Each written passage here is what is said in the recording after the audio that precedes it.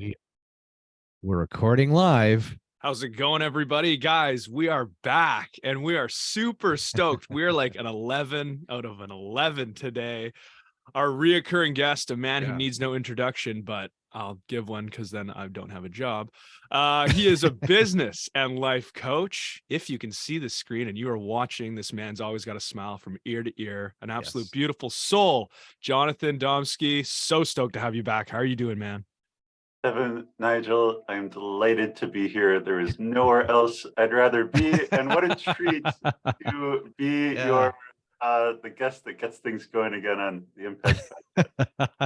No, thanks, Jonathan. It's we've taken a little couple month hiatus here. I was so fortunate enough to travel around New Zealand with my other son, Dylan, and his girlfriend and Reiko and my wife, and we were gone for 6 weeks. Yeah, we were in a cruising around on the South Island, and it was amazing. So it was a nice break, and beautiful country. If you ever get a chance, anybody to go and visit New Zealand, people are amazing. It's great. Lots of sheep.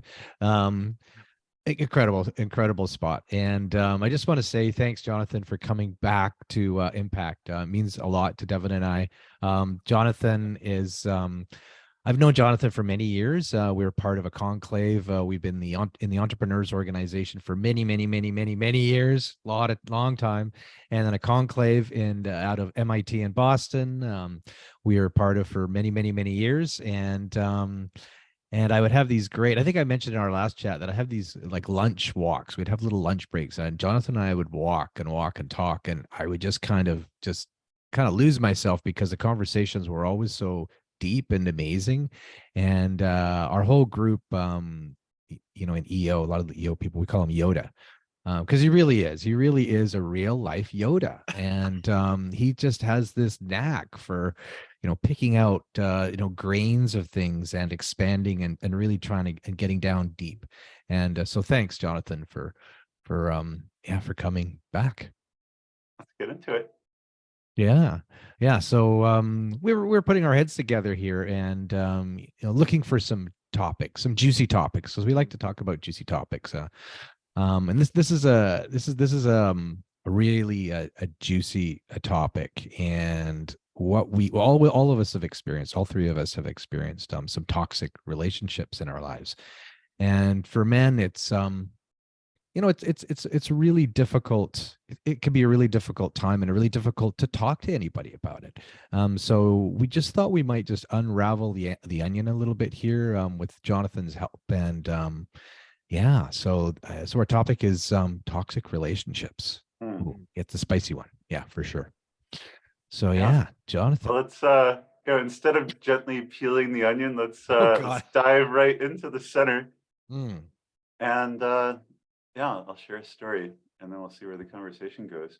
Yeah, I'd love to. So, anytime that no one starts with a toxic relationship, if your first experience with someone is that they hit you in the face, then there's no toxic relationship. You just end the relationship. There's nothing to hear. These things tend to develop gradually, and often in response to things that we ourselves do.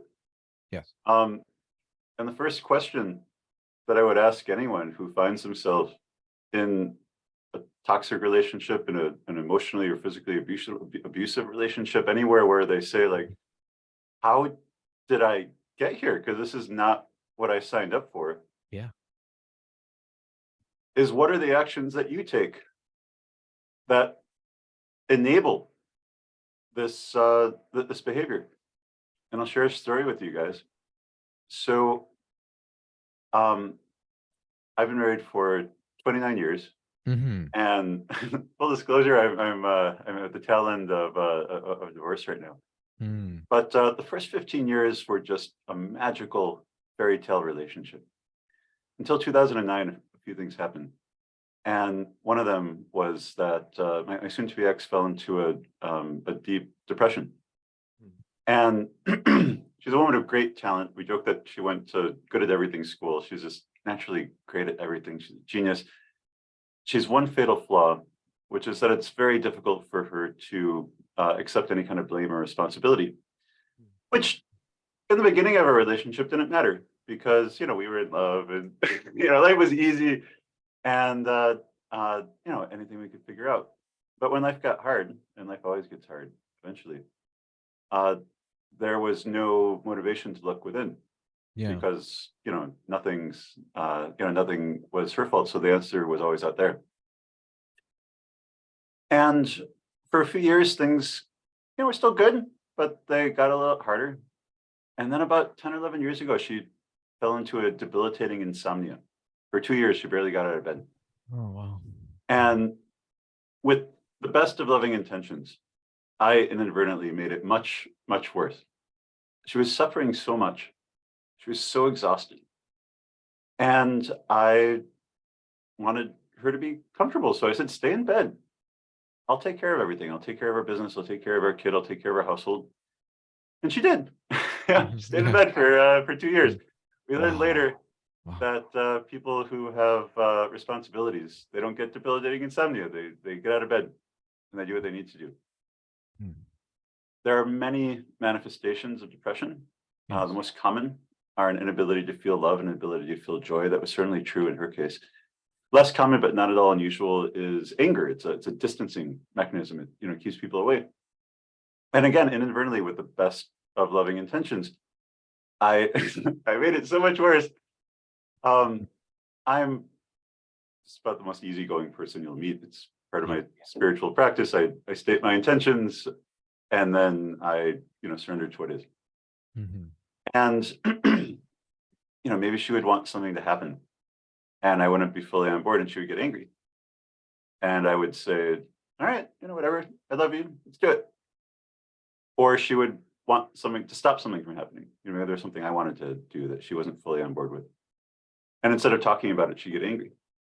And I would say, all right, whatever, I love you, we don't have to do it. And Nigel and Devin, I had created a monster. I had taught her that the way to interact in the world, the way to get what you want, subconsciously, of course, was through anger. And it made things so much harder, so much worse. And it was all of my own doing. Wow. Oh my gosh. That's real. Because I mean, humans, we do what we need to do, but we love the person, and we try, and then we tend to maybe tiptoe around them a little bit, and definitely it can make things a lot worse, right? Well, so 2 more parts to the story. For about 6 months, I was feeling very unresourceful. I was feeling like a victim. I was not. I was trying to connect, but again, just feeling, like nothing I did would work. And I started saying to myself every morning before I open my eyes, every morning before I open my eyes, I meditate, state my declarations for the day. And I started saying that I lead with love, compassion, and acceptance, not with hurt or anger or fear, that I act from purpose without regard to external validation. And when provoked, it's just for a moment, and quickly healed. And, she would be in, her black storm cloud phase. And I would say I'd close my eyes. I would say my declaration. I declare the possibility that I lead with love, compassion, and acceptance, not with hurt or anger or fear. And I'd walk into it. And whatever came my way, and I would let it wash over me without responding, without reacting, knowing that it had nothing to do with me. Like, even if it was something I did, it still had nothing to do with me. Right. The reaction. And it's, it takes 2 to tango. It's impossible to fight with someone who's not feeding that aggressive energy. Right. And I would just sit with it and let her say what she needed to say. And once that emotion was discharged, then we would be able to be present for each other. Now, it took many years for me to figure this out, but the best thing about being a coach is that I'm my own best client. I get to see my life objectively. I use all my tools on myself. Right. And shortly after I became a coach, I asked myself, like, what is my role in this? Because this is not normal. Like, how am I contributing to this? And it took a little while to figure out. But eventually I made an announcement and I said, anger will not be used as a tactic in our home. We could talk about anything, but if anger is being used as a tactic, then to make something happen, then I guarantee it is not going to happen. And if anger is being used as a tactic to make something happen, I will make it my life's purpose to make this thing happen. Again, we could talk about it. But anger won't be used as a tactic. So it was a few days later. She loves to garden. And she was out in the yard doing all this yard work. It's a beautiful summer day, and my son and I were just hanging out at home inside. And I looked at him and I said, we should go help out.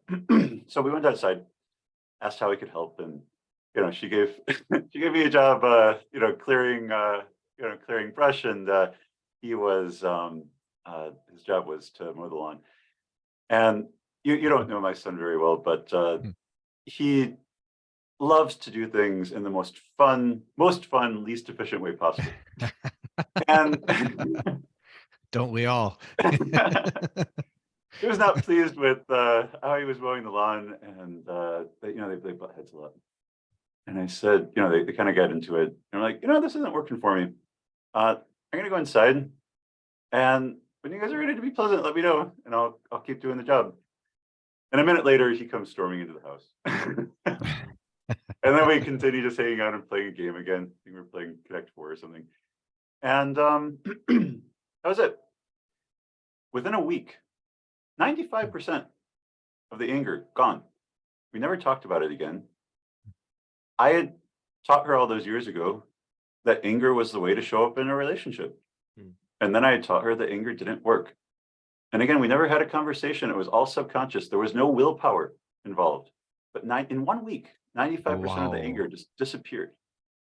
My gosh. Oh my gosh. So I'm curious for you don't have to answer this question, but for you, for anyone who's listening, what are things that you've learned to accept in your life that you would have never consciously chosen? And what are the actions that you take that contribute to that very situation that you complain about? 9 times out of 10, this is something that you, at the very least, co-created. And not always, but most of the time, have tremendous power to influence for the better. Yeah. Well, I'll just go quickly here with myself. I mean, you and I, and I mean, Devin knows my relationship with my father. It was very difficult. I mean, for many, many years, I mean, I was just a regular kid, and he was, I thought, a regular dad. Although regular dads don't get arrested multiple times, but that was my perceived normal. I thought that everybody's dad was, like that. And as our relationship, got longer and longer, and I got older and older, and hopefully a little bit wiser, there was a lot of patterns that would go on, where I would always seem to let him in and let him come and just barf up all of these theories and conspiracy, whatever this. And I would sit and I would listen to him, and I'd go away, and he would have me convinced that he was right, whatever it was. He was very, very good at convincing you that he was right. And years went by, and the phone would ring, and I need to go for coffee, blah, blah, blah, blah, blah. And that was, I just allowed it to happen. And then finally it got to a point so far down the line that I just could not take it anymore. And I had, I basically said, okay, stop, we can get together and we could talk about my kids, our kids, the kids, or, whatever, but we're not hitting these subjects here. It's not, but it kept reoccurring, and kind of like, no. So, and eventually I ended up having to basically build a wall, and I didn't have contact. I could not have contact with him because it would completely destroy me for weeks upon end. One phone call for 20 minutes, one meeting would completely mess me up for probably a week to 10 days, completely just messed up, and health issues and all this stuff. So, so eventually for me, I just had to basically say no more. And I just didn't see, I hadn't seen him, for 10 or 12 years, even on the day he passed away. I didn't see him. That's a whole different story, which, there's 3 things. There's 3 things that brings up for me that I want to share. Yeah. And the first is that, while it is true that the vast majority of time we are complicit in these same things that we complain about, not all problems can be solved. especially when you're dealing with someone who has bottomless needs. Yeah. You may be in a situation where even if you give everything you have, it's still not enough. It's not enough. Exactly. I had a client. There was a client I was working with last year whose mother-in-law was suffering from debilitating anxiety. Like she was institutionalized. It wasn't just it was not just garden variety anxiety. She had unlimited needs. Yeah. And she was suffering. I mean, this woman was. She wasn't just being needy. I mean, she had a serious mental illness, and she was unequipped to do it herself. She needed help. She was put in a facility that could care for her, and it was driving him crazy. It was putting tremendous strain on his marriage. She would call them 2-3 times an hour. It was nonstop. They felt like they couldn't enjoy a meal together. They couldn't do anything without being interrupted and worrying about his mother-in-law. So when you're in a situation, where even if you give everything you have, it's still insufficient. Yes. Well, then that invites a question. If everything I have isn't enough, then what do I feel comfortable with? What do I feel comfortable giving? And there is no objective answer to that question. It is purely subjective. It's like putting on a coat. It either fits or it doesn't. Right. And in his case, in consultation with his wife, of course, they decided that one call in the morning, one at noon, and one in the evening. Yes. They could handle. And I mean, she was well cared for. I mean, she had nursing staff, and she was her physical needs were taken care of. But what they were just personally, emotionally willing and able to give and still be able to live their own lives was that one call in the morning to check in, one call in the afternoon, one call in the evening to make her feel that she wasn't alone, that she was loved. Right. And that was the coat that they were able to put on and say, like, this is what feels right to us. Less than this, and we just feel like we're abandoning this poor woman. More than that, and we feel like it's taken over our entire lives. And was her mother pleased, or his mother-in-law pleased with that? Of course not. But she wasn't pleased with calls every half hour either. Right. And that was the balance that they struck. There's 2 other things I'd like to share from my own life. Again, a story of this not working, despite best efforts, and a story of it working. So I have 2 brothers, and I grew up in a physically and emotionally unsafe home. And all of I'm the youngest of 3 brothers. I was beat up every day for many years. And we all emerged from our home of origin with our own dysfunction. It took me decades to work mine out. Right. But my oldest brother is now my best friend. He has been since we've been in college. We just navigate life together and see each other. He lives in Mexico. We see each other a couple times a year, talk almost every week. My other brother lives locally here in Chicago. I mean, we never we never see each other. But about 14 years ago, I reached out to him, and I wanted to draw the poison from our relationship. I wanted to be brothers again. So I wrote him a note, and I said, I would like to learn how to be a better brother to you. I'd like to take you out to lunch and hear how I could, be someone that you'd want to have in your life. And if you want to talk about how you could be a better brother to me too, fantastic, but that's not on the agenda. This is about how I could be a brother to you. And we got together, and it was a little awkward, but it was okay. We connected. We spent some time together. We got together another 2 or 3 times. And at the end of our 3rd or 4th lunch together, he told me, Jonathan, we're brothers. We don't need to be friends. we don't need to do this anymore. And that was it. It was successful in the sense that it drew the poison from the relationship. But what was my intention of developing a close, loving, fraternal relationship just wasn't in the cards. I'll share my one thing, and then we'll get back in the conversation. When I was a young man, I had a very contentious relationship with my parents. Yeah. We would butt heads a lot. We saw each other every week, but it was not as severe as what you were describing with your dad. But I would just stew on the car ride home. There were all these perceived insults. I felt like they didn't understand me. They didn't value what I thought was special about me. Um, and just, it was just the insanity of seeing each other each week, knowing that I was not going to have a good time. And I would have never done this without the support of my wife. I couldn't have done it without her support. But I decided I wanted to improve the relationship. Yeah. And I didn't have the language to describe it then the way I can now, but I used two tools. One's called focus on the good. Just regardless of what's going on in your situation, instead of the one or two, three things that drive you nuts, focus on the things that are good. And what has the light of our attention tends to grow. And what we ignore tends to shrink. And the other is something called we can if. There's all these reasons we feel stuck and we can't do things the way we want to. But can you turn that around and see if there's a way that you can? So what did I have to work with? They loved me. They wanted to see me every week. They wanted me to be conventionally successful. Okay. So I went and I would go into them and they go to visit them. And they would offer me some well-meaning advice that that I felt just disrespected everything that I stood for. And I would say, thank you. Right. Yeah. And we just focus on that 5% that was good in our relationship. And I would just swallow the words that I wanted to say. I wouldn't respond to the stuff that was getting me angry.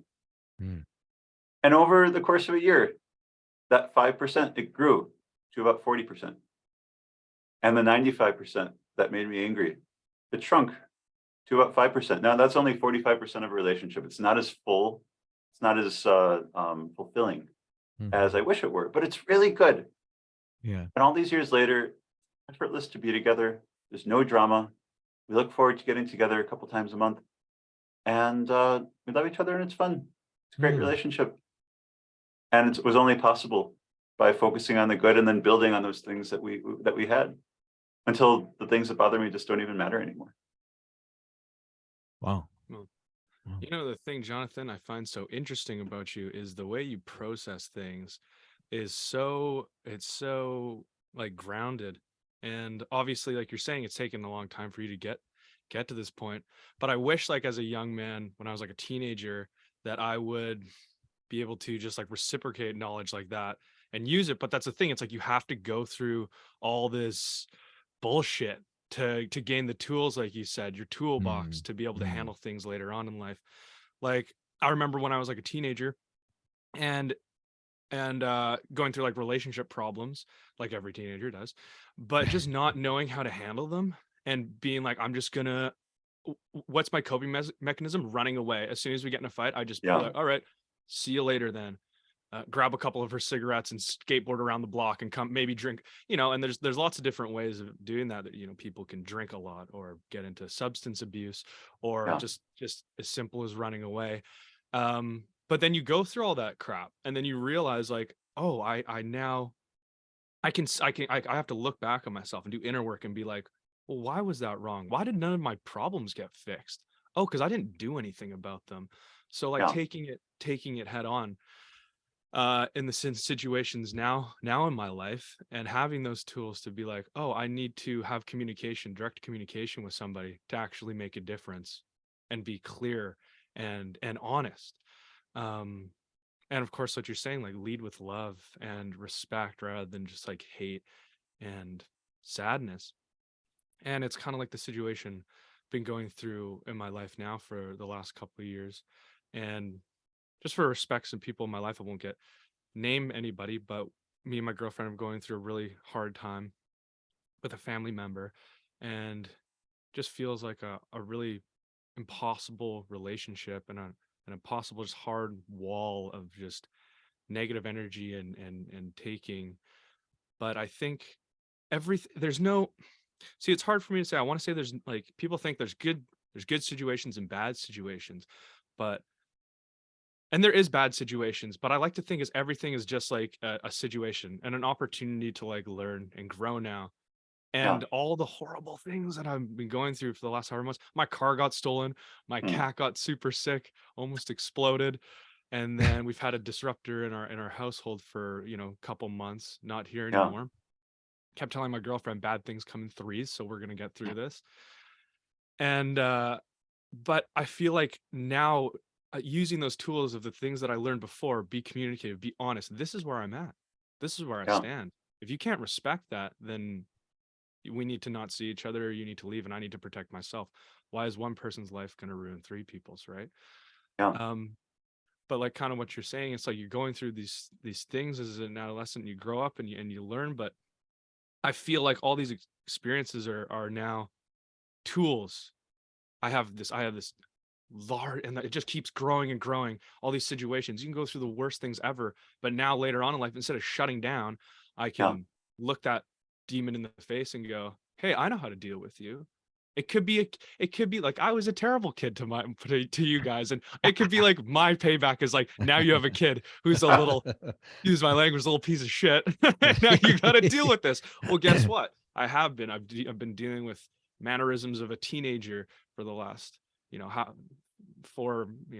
6 years of my life, of people who've been coming in and who basically operate their life like they are a teenager. But now when I get to that point and I realize like maybe this is like your method, but now I'll meet somebody later on in life and I'll be like, I know how to work with you, supposed to around you and keep you out of my way. And but if I want to work on my relationship with you, I have the know-how and the tools to attack this. And I feel like there's a lot of strength in that. But I've recently found this out because I was like, I'm having the worst time of my life, right? Like a couple months ago, like the worst time of my life. I didn't know, like, when can it get any worse? And then I'm like, we go to those hard, dark places so we can work on ourselves, and then it will get better. And then when it does get better, everything feels awesome. I'm like, I'm having the best time of my life right now because I was at that low. I couldn't even imagine, like, if you're on trial or something maybe you didn't do and you're going to go to jail, and like thinking your life's flashing before your eyes, and then like, or like going to jail and then like walking out those doors at the end of the day and being like, I get to be free now. And that's what it feels like. I get to be free now. And I see life from a different perspective. Anyways, that's so beautiful. And I'm sorry you were dealing with all that stuff, but there's so much wisdom in what you just said. And by the way, I am so impressed that you're figuring this stuff out in your 20s. It took me a lot longer than that. But you also have the advantage of just having awesome parents who. It's very true. Sorry you could share all this stuff with you, but there's a lot that you said that that just brought up a lot of me. So as useful as it is to have conversations like this, to read books that learn from other people's experience, and that's important. There are some things where all you need to do is read the book and then like, oh, like I'm just going to walk around that one. But for the most part, it's knowledge is not enough. I could give you a book on the physics of how to ride a bicycle, but that will not be any use to you whatsoever in actually learning how to ride a bike. It's experiential. It's in your body. Right. And there's certain things that you just need to live, you need to experience before you could learn them. And even if you do learn them, so even if you do live them, you're still allowed to run away from them. Like you said, but until you're willing to lean in, to say that, I mean, you don't have to use these words unless you're a weirdo like me, but to say that life is a curriculum perfectly designed to work out my karma, to work out my purpose. And that whatever is happening to me, I just need to, if I want to learn, if I want to grow, that I just need to look around and say, who is it that I need to be in this situation? What is it that I need to learn? What's the action that I need to take? That's how we learn. That's how we grow. Life is nothing if not a process. And to the extent that we could learn the patterns, the steps in that process, bring awareness to it. That's what gives us choice to be able to live the lives that we're born for, as opposed to just feeling that we're buffeted by the winds of what's going on around us. The easiest tool that I know do that. And I do this every single morning before I open my eyes. Is I do an emotional clearing exercise every morning. I've done this for about 11 years now. Every morning, I'll breathe, I'll relax, I'll get into a relaxed, receptive state. And I'll ask, this last 24 hours, were there any times where I had challenging emotions that I was not fully present for? Was there any time where I just didn't like how that situation went? And I will play that situation in my mind like a video camera. And then I'll name the feeling, whether it's fear or loneliness or sadness or anger or whatever it is. And I'll invite that feeling in for a cup of tea. I will sit with it. I will fully feel it. Maybe for 30 seconds, maybe for a couple of minutes. And then once it's lost its charge, once it no longer has a grip on me, I let it go. And then I'll ask my conscious mind, is there any learning here? Is there anything that I want to do differently the next time that I encounter this situation? And by having that practice, that process, to be able to look at your life objectively, then the next time that happens, you're able to sidestep it. Act how you actually want to act. Right. Whoa, that's you. Yeah, you are Yoda, man. I'm pretty sure. All jokes aside, that's some deep work, man. And like, and you know, and I say these things, and I want to be there, but there is some times where I don't. Like, I'm gonna use that. I'm totally gonna use that now. But there's some times where it's just, for me, like enough becomes enough, and I'm like, I'm trying to use these practices, and I'm trying to be here, and I'm trying to listen. And maybe I need to step away to do some self work and put myself through those. How does that situation go? How could I have managed that better? But sometimes I just explode, and I'm just like, I've had enough, and this is where the line was crossed 100 times, and boom. Now I'm angry. And then the thing that's not good about that is I think I do that processing the most when the situation goes the worst. Like when it goes like, okay, I won't do the work. And I think when it goes, okay, that's when I should do the work and be like, oh, maybe I could have managed that just a little bit better or a little bit differently. But I do the self-work when I explode. And then I think, I was like, wow, that just made things so much worse. I didn't need to do X, Y, and Z because now this person's going to feel like this, or maybe it's not going to affect them at all, but it's affecting me. It's affecting me, it's affecting my girlfriend. But I do that work, and that's really cool because now I'm actually just like, it's working itself out. I'm thinking about it right now, but I do that work. But when it has gone to the worst side, and then it can't get any better because it's so dark and it's so full of anger, and I'm like, I don't want to be there. I don't want to be that person. That feels horrible. That's really interesting. You know, there's there's a couple of sayings. I heard these from I forget his last name. He's a Dr. Jeff something. He's a coach to Olympians. He he coached Lance Armstrong, a bunch of other Olympic cyclists. And he said two things about being a champion. Champions do what others won't, so they get results that others can't. And he also said that champions know when it's time to rest. Right. If you are in a situation where you're just feeling unresourceful and you just don't have the time, you don't have the bandwidth for self-reflection, for introspection, you don't have you're not in a space that's conducive to personal growth, to being stretched. Then instead we need to find a clearing. You need to find a time where you can recharge a little bit, be more resourced before you're able to do that. Well, it's true that these people around you, they're your teachers, and if they're not going to teach you this, someone else will. And I mean, why not just learn it right now? If you're not ready for the lesson, just get in a more resourceful state, and rest assured, someone else will teach you that lesson soon enough. Yes, that's true. Wow, it's powerful. Yeah. Well, man, do I have to e-transfer you for the session, or how do we? You can invite me on anytime you want to. Gosh, that's too funny. Oh man, I'm actually. I could take a pee break for a second and I come back. No worries, man. You do what you need to do. As they used to say on Saturday Night Live or whatever, talk amongst yourselves. Yeah. I'll tell Devin a story. 2 seconds. So Yeah. you may have heard this. It's a pretty famous folktale. Hmm. There's an old story about there's an old man, and the only things he owns in the world, the only things he has in the world are, a little bit of land, a horse, and he has his son. Hmm. And one day the horse, it escapes its paddock and it runs off. And all the villagers come and say, "Oh, what a tough thing. All you had in the world was this horse, and like, how are you going to plow your fields?" He's like, all I know is the horse ran away. Good thing, bad thing, who's to say? Hmm. Everyone leaves. It's like shaking their heads, thinking, what an idiot. Hmm.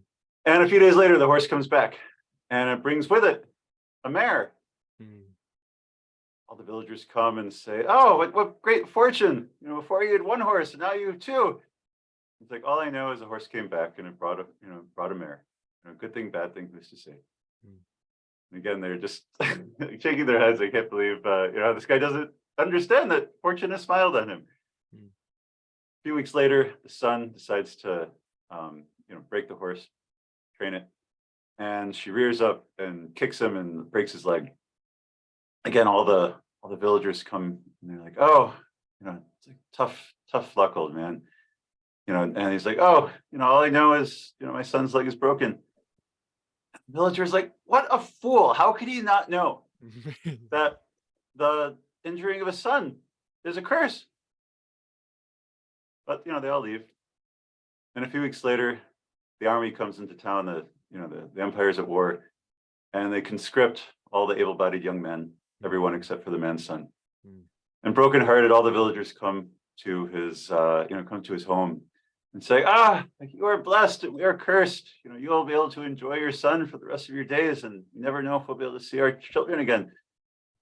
And he said, "All I know is that your sons are at war, and mine is here with me. Good thing, bad thing, who's to say?" And that's true of all the things in our life, and it's often hard to see it when you're in it.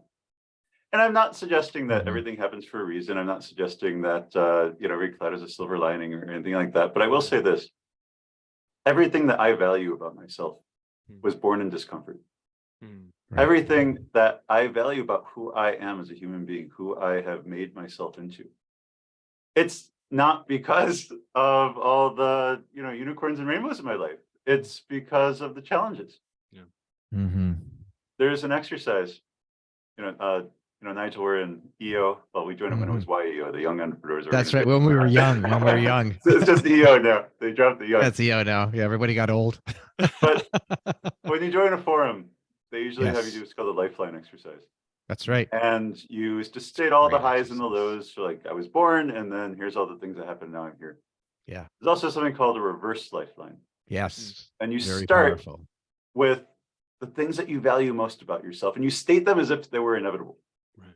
So I might say I was born to be a coach. Hmm. And then you go backwards. What was the proximate cause to me being a coach? What was the thing that led to that? Right. And state that as if it were inevitable.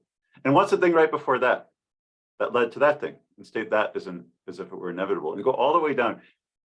Because all these things are inevitable. The future we can impact. The future we could make a change. Sure. But this moment, this one, Mm-hmm. we are on this podcast right now. Mhm. And there is nothing you could do to change it. You could not air it. You could cut me off. You could stop recording in the next moment. But this moment, Hmm. everything in our lives has been leading up to this point, and this moment is inevitable. So I would go all the way down to, and so it was essential that I was born into an emotionally and physically unsafe home where I learned to be at the edge of the circle, looking in, observing people, and hone these skills to be able to observe what was going on and deliver these little gift wrap nuggets of wisdom that people could open up. Yeah. That's what made me who I am today. And whatever it is that you're dealing with in your home situation this last few months, Devin, as uncomfortable as it was, whether you lean into it or not and learn what you needed to learn from it, there is an opportunity to learn here. Yeah. That will make that a treasured part of who you are. And you might not be able to see it for some time, but if you look and you take advantage of it, it's there. And it's incredible that you're actually recognizing this now. Like Jonathan and I, we were saying that, I'm 61 and I've only really started tapping into this type of stuff in the past 5-7 years, maybe. So that was like my early 50s or whatnot. If I wish that I had been able to do that type of work and understand these things and why they may be happening way back, like even in my 30s. Devin's in his mid 20s. Yeah. So it's incredible that you're able to recognize this now. I guess I'll share another something with you that my relationship with myself and my father, I believe that he was a narcissist and et cetera, et cetera. He did pass away a couple of years ago, and I didn't go see him. It would have been, I think, even worse if I did go and see him, unfortunately. And I was having a bit of a hard time because I wasn't feeling anything. And a good friend of Devin and Devin really introduced us to a good friend of ours, Jamie Alvarez Acosta. He's a Peruvian curandero from Cusco, Peru, and he spends part-time here in Vancouver. I went and saw Jamie and had a chat with him. And I said, Jamie, I don't get it. I'm not feeling anything. And he said to me, it's okay. It's okay. You don't have to feel anything. You may not. You may feel something a year from now, a month from now, but you just have to let the process work. Don't feel bad about yourself that you don't feel anything right now. Yeah. And I'm like, okay, that's interesting. And so he was doing a journey to Peru with offered my wife, Reiko, and I to go. So we went with some other ladies, and we spent 3 weeks touring Peru. It was during COVID actually, and it was very quiet and just we did northern Peru, and we did a few ceremonies with Jamie, and beautiful ceremonies. And then this one ceremony, we went deep inside a mountain in Chavin, very, very sacred place in Peru. And so we were doing ceremony, and I was led down inside this mountain, and in the catacombs, like from one room to the next, and the next. And I didn't know where I was going. I was getting led, and I got left there for half an hour on my own, lights out, pitch black. And I'm sitting there, and I'm trying to contemplate or meditate, and I was really scared. Like it was quite scary in there. Yeah. I thought I'd been abandoned and left alone. And then I saw this, if it was in my mind or my whatever, I saw my father glowing in this great white, he was glowing white. Yeah. And he was like almost like a king. And I was just not, I said, go away, leave me alone.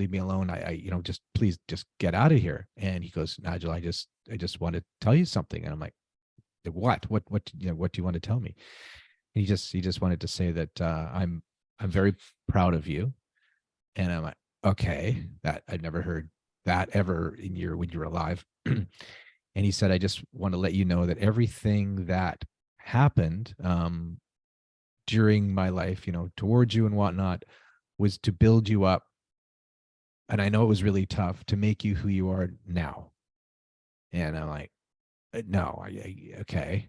He says, I just want to let you know that I've completed what I was meant to do here, and it was really really tough on you. I understand that, but now I realize that you are the person that you are, and now I'm safe. I can leave. I can go. I can peacefully leave. And he left. And I've felt this massive weight lift off my shoulders in that moment. I was escorted outside of the cave, left outside. It was in the daytime, so we got outside out into the bright, and I was like, my eyes were like, oh my gosh. I sat down and put my head covered my eyes, and I just sat there, and I just kind of shook, and I cried a little bit, and I was just overwhelmed, and it was just this massive relief. And then, like you said, the reverse lifeline exercise was it's basic going through my mind, all these little things that happened to me, all these teachings along the way, the really tough stuff is where I got the most nuggets and the most learning, and created the person that I am today, sitting in front of you. And I wouldn't be doing this. I wouldn't be doing a podcast with Devin unless those things happened. I don't believe. Yeah. He was your greatest teacher. And Jamie told me that about 7 or 8 years ago. He said, you may not want to hear this, but he's your greatest coach or your greatest teacher. I'm like, absolutely not. Bullshit. I said, bullshit. I don't want to hear this, man. And he goes, Yeah. you'll understand. But I'm just It doesn't make him now. any better a person. It doesn't make it any more pleasant. But yeah. Right. Yeah. And this thing that you treasure about yourself was born in that. Yeah. Yeah. So it's incredible. Yeah. So I guess we should probably wrap it up in a minute here. Any last little nuggets of wisdom? I mean, we could go on for hours and hours and hours. I know, like we used to do when we walked around the Endicott house. Yeah. I'll just tell one more story. Sure. We were this right before we started recording. We were talking about whether as a parent or just as a human being, what it takes to live a life that's just full purpose and passion. And so I have a 14-year-old son. He's a musician. And when he was like 4, I had this great idea. We would have this family piano lesson. We invited awesome piano teacher to our house for 2 hours, and whoever wanted to learn would learn. And it wound up being that I had like an hour, 45-minute piano lesson every week because he was too young. He just wasn't into it. I mean, he liked the lesson enough, I guess, but he didn't like practicing, and it was too hard. He was too young. And then when he was 7.5, out of nowhere, he says he wants to learn how to play electric guitar. And it really came out of nowhere because we listen to a lot of music in our home, but rock is maybe 10% of it. Like, he doesn't know anyone who plays electric guitar. No idea where it came from, but I always like to start with yes. And I'm like, sure, I'll find you lessons. And we got him lessons at this place called School of Rock. It's this amazing program. Oh, yeah. But he was 7.5, beautiful summer. And there was no guitar lesson that was worth breaking a play date for. He liked his lessons, he liked playing, but it was always a struggle getting him to those lessons on time. And we were about 2 months in. He's at the beach with his best friend, and I figured, he had a lesson coming. I figure I should get there 20 minutes early because there's no way I'm going to be able to just get him to his lesson on time. But this day, as soon as I get to the beach, he turns to his friend and he says, "Arthur, I've got a lesson. I got to go." That was only like a 2-minute drive, but like in the car, I'm saying like, that was different. What happened there? And he said, "I think guitar is my destiny and I don't want to mess it up." I'm like, "Oh, okay. Like, this is serious now." So I spent that weekend 8 joyful hours researching online the Billboard 100 every year from 1955, the year that rock and roll was invented, until this was 2016. And each year I found 1 or 2 or 3 or 4 songs that either were historically important or that I liked or I thought that he would like. And I found the YouTube videos to the performances where I can. Yeah. And we spent the next 4 months giving him a rock and roll music education, listening to all these songs, seeing the performers. And it's now 7 years later. He still plays guitar every single day. He's since taught himself piano and drums, and he plays bass, and he sings, and he does all this stuff. Plays for about half an hour or 60 minutes every day. We've never made him play. He's just lit up by music. So how do you do that for yourself? How do you do that for your children? When you see yourself or someone that you love just lighting up, doing what they do, name it, celebrate it, foster it without expectation. And that's how you raise someone who's all in. And that's how you find what you were born to do in your own life. Oh, I love it. Fantastic. Oh, man. That's yeah. Dev, I see Dev there. Oh, man. Yeah, that's awesome. That's kind of like my journey a little bit too, is like, I was working for my dad for a long time, and then I was like, what do I want to do? And then I thought of, I've always wanted to be an actor. So I finally got into going and being an actor when I was like 18. And thank you so much, Dad, for the way that you supported that decision, because I was a little bit scared to tell you. I was like, well, okay, I gotta take over the family business. Like, I remember. You want to be an actor? Like, 10 of them make lots of money. The rest make no money. What do you get? I gotta say, I remember we were so fortunate. We did this 1 year long kind of family journey, right? And we were in Brazil. You and I were in Brazil. you're in coveralls and a hard hat and goggles, and we climbed up the side of this offshore supply vessel, right? And you're up there running this huge piece of equipment with some of our guys.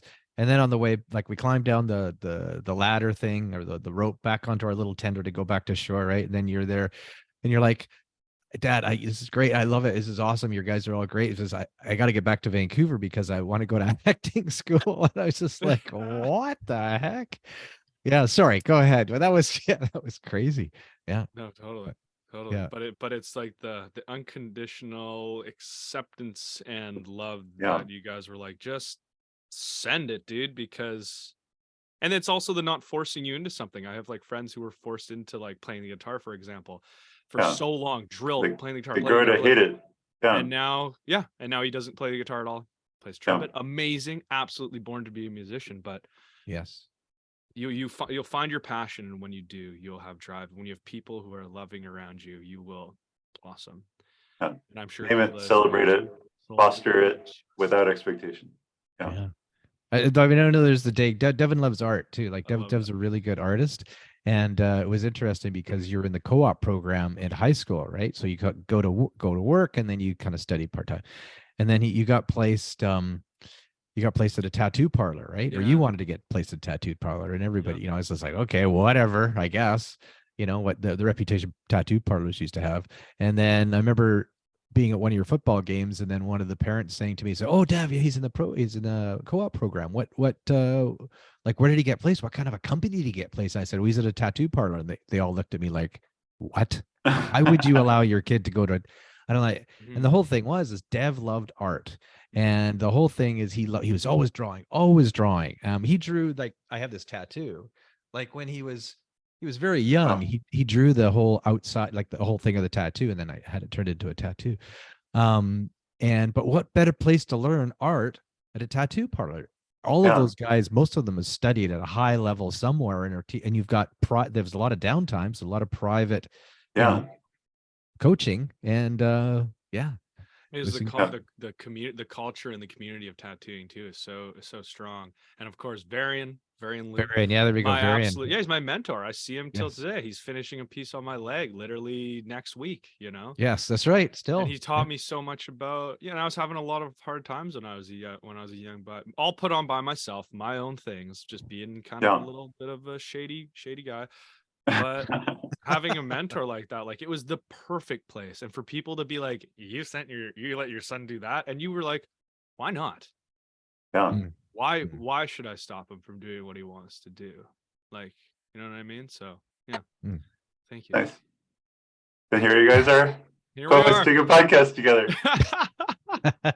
That's right. Who would have thought that either? Who would have thought?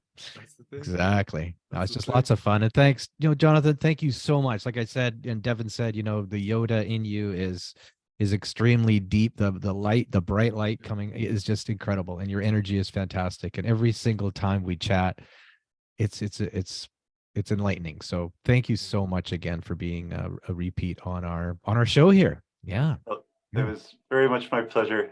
And I hope we get to do it again and again. Yeah. So stoked. We'll be 95 years old and we'll be tapping back in. Jonathan, what do you think about and that? how much knowledge and tools will we have by that point that we can share with people that might not receive it, but then they can, and then they will, and it takes time. But the amount of knowledge, the well of wisdom that you'll have by that time, we will have by that time. Yeah. Jonathan will probably look at me and go, I don't know, all that stuff was just a bunch of bullshit that I was, I don't know. I don't know anything. Well, no, then maybe you actually will look like Yoda. So that's right. Maybe we will. Well, you'll look like these white robes. Yeah. Thanks, Jonathan. We will wrap it up with that, guys. Thank you so much for listening. We're going to put everything that you need to know about Jonathan, the man, Domsky, in the link in the description. Other than that, thank you so much for coming on today. We had an awesome time, and I'm totally at an 11 right now, ready to take on the day. Yeah. Thanks, Jonathan. Thank you so much. Thanks, guys. Yeah. Love you. Take care.